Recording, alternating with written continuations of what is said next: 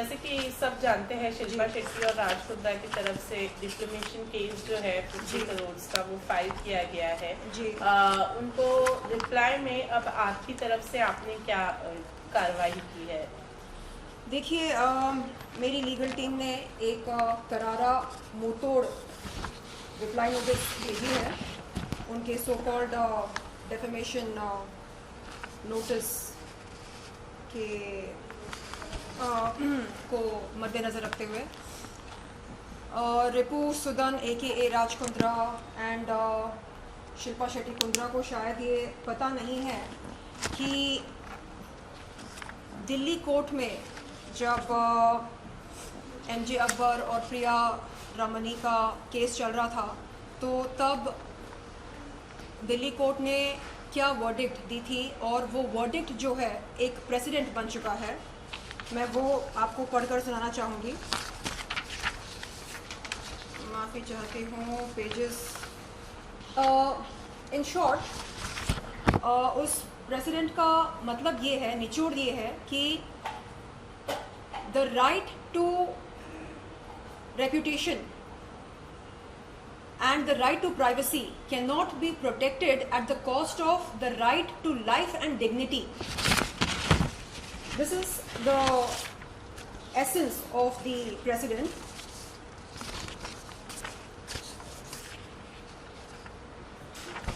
The woman cannot be punished for raising voice against the sex abuse on the pretext of criminal complaint of defamation, as the right of reputation cannot be protected at the cost of the right of life and dignity of women as guaranteed in Indian Constitution under Article 21, and right of equality before law and equal protection of law as guaranteed under Article 14 of the Constitution. The woman has a right to put her grievance at any platform of her choice and even after decades. यानी महिला अपने यौन शोषण के बारे में किसी भी प्लेटफॉर्म पर बात कर सकती है और कई सदियों बाद भी बात कर सकती है। और the court also observed that a man of social status can also be a sexual harasser. ये जो वो कहते हैं कि रिस्पेक्टफुल सिटीजन हैं ब्रिटेन के और इंडिया के भी बहुत ही रिस्पेक्टफुल सिटीजन हैं और उनकी सोशल स्टैंडिंग है, रेप्यूटेशन है। क्या रेप्यूटेशन है ये आप जानते हैं, मैं जानती हूँ, मुंबई क्राइम ब्रांच जानता है, ठीक है। तो वो भी सेक्सुअल हैरेसर हो सकते हैं, ये कोर्ट ने ऑब्जर्व किया है। नाउ अब हम बात करते हैं डेफेमेशन की। डेफेमेशन क्या है? मतलब ये जो मानहानि हम कहते हैं, मानहानि defamation, what is defamation? It is pertinent to note that in order to constitute the offence of defamation, the mens rea to cause harm is the sine qua non. To cause harm. Our client states that there must be an imputation, and such imputation must have been made with the intention of harming or knowing or having reason to believe that it will harm the reputation of the person about whom it is made. Now, यहाँ पर लिखा है कि अगर intention क्या है? अगर intention ये है कि हम रेपुटेशन को ख़राब करें तो डेफेमेशन नोटिस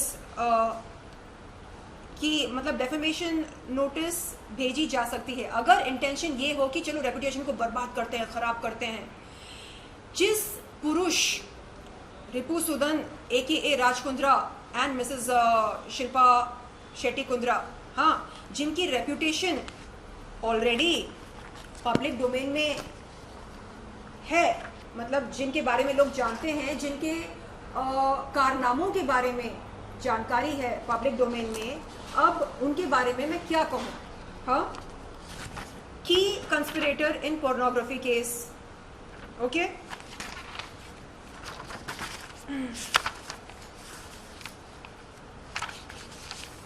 जिनके खिलाफ मुंबई क्राइम ब्रांच ने 1467 पेज की चार्जशीट फाइल की थी।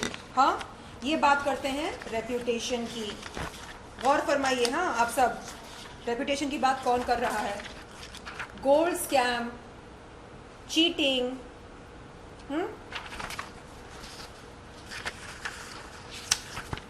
IPL स्कैंडल, money laundering,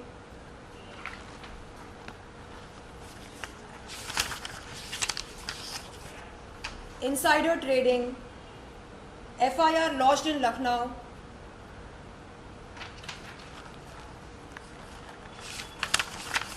तो आप देख रहे हैं कि रेप्यूटेशन की बात कौन कर रहे हैं। प्लस बहुत सारे पेजेस हैं, मतलब 35 पेजेस हैं मेरे रिप्लाई नोटिस में, और इन्होंने जो कारनामे किए हैं अपने लाइफ में उन सब का जिक्र है। इन डिटेल नहीं लिखा है, इन डिटेल लिखने जाओ तो आई थिंक मुझे भी 1000 से ज़्यादा पेजेस लग सकते हैं, जैसे मुंबई क्राइम ब्रांच को लगे थे। So now coming to the last but first page of my notice, जिसमें मैंने लिखा है, मतलब मेरी लीगल टीम ने लिखा, withdraw the present legal notice with immediate effect to pay a sum of rupees 75 crores by way of compensation for mental harassment, agony, anguish, affliction, misery, trauma, acute stress and hypertension, for which I am taking a medical treatment in a leading hospital in Mumbai, to pay an amount of 1,50,000 towards the cost of the present reply notice, to refrain from indulging in acts of intentional harassment by taking fraudulent recourse to noble provisions of law to cover your client's own wrongs। मतलब अपने पाप छुपाने के लिए आप जो इल्ज़ाम मुझ पर लगा रहे हैं, जो आरोप लगा रहे हैं, वो आप जल्द से जल्द बंद करें। To tender an unconditional apology to our client for your client's willful act of harassment and exasperation, and ये बताया था मैंने आपको एक्सटॉर्शन केस, इनका ऐसे कई सारे पेजेस हैं जो अभी तक आपके कैमरा को दिखाया नहीं मैंने। मैडम ये तो बताइए जी, जो आपने जो अभी जो डिफेमेशन केस किया, इससे पहले क्यों नहीं किया? शिल्पा शेट्टी ने आपके ऊपर डिफेमेशन किया, उसके बाद आपने ये डिफेमेशन किया? नहीं, मैंने कोई डेफेमेशन नहीं किया। मैं आपको बताती हूँ, क्रोनोलॉजी आपको बताती हूँ मैं। 14 मार्च 2021 के दिन मैं गई थी जुहू पुलिस चौकी रिपू सुदन AKA राज कुंद्रा के खिलाफ यौन शोषण की शिकायत दर्ज कराने। मैं इंतज़ार कर रही थी कि पुलिस मुझे बुलाए स्टेटमेंट की रिकॉर्डिंग के लिए। उतने में 19 अप्रैल 2021 के दिन राज कुंद्रा यहाँ पर आते हैं इस घर पर, मुझे डराते हैं, धमकाते हैं, अपने सेलफोन पर एक नाम बताते हैं, वो बिंद्रा, कहते हैं कि ये उनके बिजनेस पार्टनर हैं और डी कंपनी के फ्रंटमैन हैं, और रजत बिंद्रा ऐसा कुछ नाम था। बोलते हैं कि ये एक कॉल करेगा ना तुम खत्म हो जाओगी, जैसा कह रहा हूँ वैसा करो। हाँ, तो दुबई में जाओगी, मार देंगे। दुबई जाऊंगी नहीं, यहीं पर हो जाएगा, जो भी होना है यहीं पर हो जाएगा। एंड जैसा कह रहा हूँ वैसा करो, जेएल स्ट्रीम के साथ जुड़ जाओ। शिल्पा शेट्टी, शमिता शेट्टी ये ब्रांड एम्बेसडर्स हैं, they are the faces of JL stream. Join JL stream, do bold videos, fitness videos, and make some money, be happy. Why drag 2019 into 2021? 2019 की जो बात है, हाँ, उसको यहाँ मतलब 2021 में क्यों लेकर आना चाह रही हो? ख़त्म करो, रात गई बात गई। नहीं करना है तो फिर बोलना मत कि बताया नहीं था। तो मैं सोच में पड़ गई। मैंने अपने मेरे मैनेजर भी थे यहाँ पर, मैंने उनसे कहा कि क्या करना है। वो बोलते हैं कि लड़ाई वो लड़ो जो तुम जीत सको। क्या तुम्हें लगता है तुम ये लड़ाई जीत सकती हो? इनके पास पैसा है, पावर है, कॉन्टैक्ट्स हैं। तुम्हारे पास क्या है? तुम्हारे पास 3 नन्हे मुन्ने पेट्स हैं, छोटे छोटे पेट्स हैं, और क्या है तुम्हारे पास? मैंने बोला मेरे पास सच है। तो कहा सच? उससे क्या होगा? ऐसे क्यों नहीं होगा? कोर्ट ऑफ लॉ में सत्य के आधार पर हम केस जीत सकते हैं ना। तो नहीं नहीं, पैसा चाहिए, पैसा है क्या? नहीं है ना, मुंह बंद रखो, जाओ, जैसा कह रहे हैं वैसा करो। उन्होंने, देखो, मेरे मैनेजर मेरा भला सोचकर कहा कि ख़त्म कर दो इस बात को, तुमको कुछ हो गया, अगर तुम्हारी जान खतरे में आ गई, कौन आएगा, कौन खड़ा होगा तुम्हारे लिए? तो अपनी ज़िंदगी की सुरक्षा के लिए जाओ, केस वापस ले लो। 20 अप्रैल 2021 के दिन राज कुंद्रा की रिपुसुदन AKA राज कुंद्रा की धमकी से और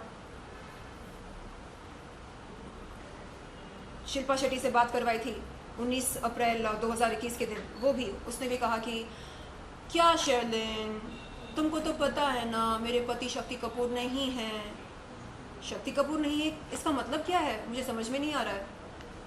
यानी आप कह रहे हैं कि जो फिल्मी शक्ति कपूर का इमेज है उससे ज़्यादा खतरनाक हैं उसके बाप हैं? क्या बोलना चाह रहे हैं आप? आपको तो पता है ना जेल स्ट्रीम कैसा है, जुड़ जाओ, it's a family venture. And ये अलग अलग बिजनेस वेंचर्स करते रहते हैं, कभी कुछ सक्सेसफुल होते हैं, कुछ नहीं होते हैं। I don't interfere,